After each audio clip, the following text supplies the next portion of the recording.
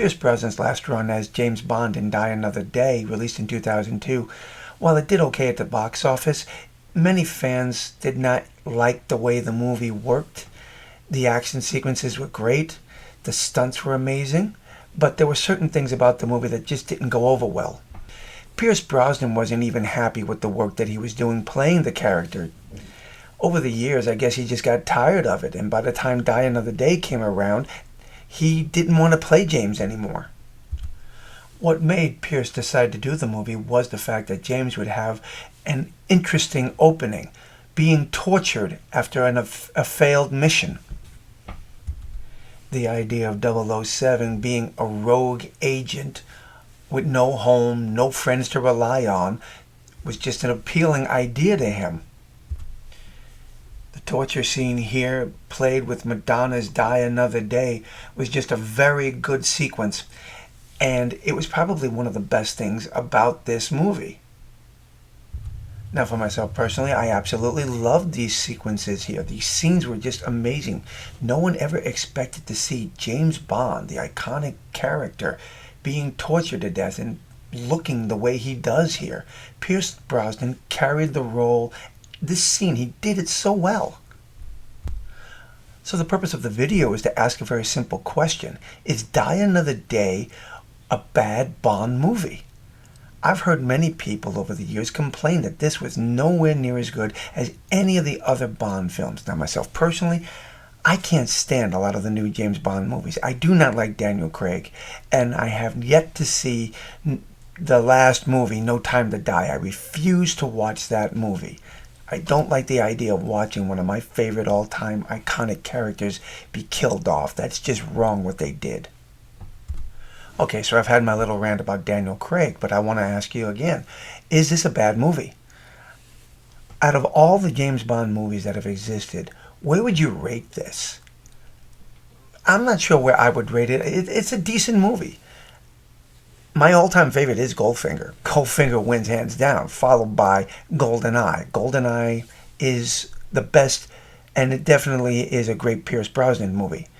Roger Moore movies to me were okay, but they started to get real cartoonish after a while.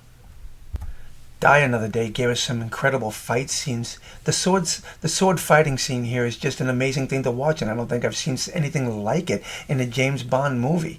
The detail involved, the aggression that the two of them had for each other, it was just something that really, I enjoyed it so much.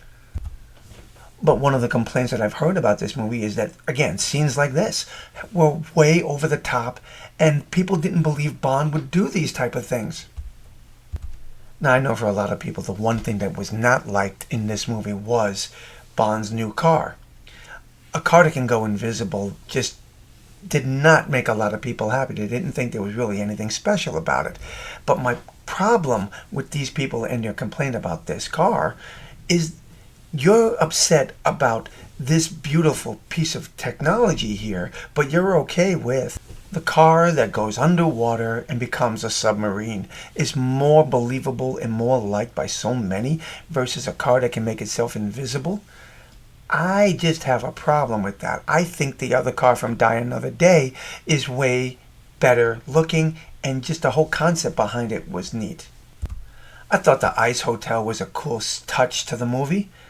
I mean, as far as I'm concerned, I just didn't believe that anything like that could be made until I saw this movie. And damn, it was just amazing to look at. I know another thing that bothered a lot of people was the satellite weapon of Icarus. Pierce Brosnan has done at least 2 different movies already with satellites involved. GoldenEye, of course. And then Tomorrow Never Dies, and when Elliot Carver is using his satellites to promote his news. Now we've got another space-age weapon, and I think a lot of people are just getting tired of that. I could go on and on about what other people are saying about this movie, but for myself personally, I really did enjoy Die Another Day, and I would love to know what you thought of this movie, and where you rank it in the Bond films. As I said before, I was nowhere near a fan of Daniel Craig's, and as far as I'm concerned, his movies don't count. But James Bond, as far as I'm concerned, in the order of Sean Connery, Pierce Brosnan, Timothy Dalton, Roger Moore, and then, of course, George Lazenby. I would say Roger Moore is the third because his movies, as I said before, just got too cartoonish after a while. But I would love to hear your thoughts, your comments on this, so drop them below. Let me know. And until the next time, my friends, God bless.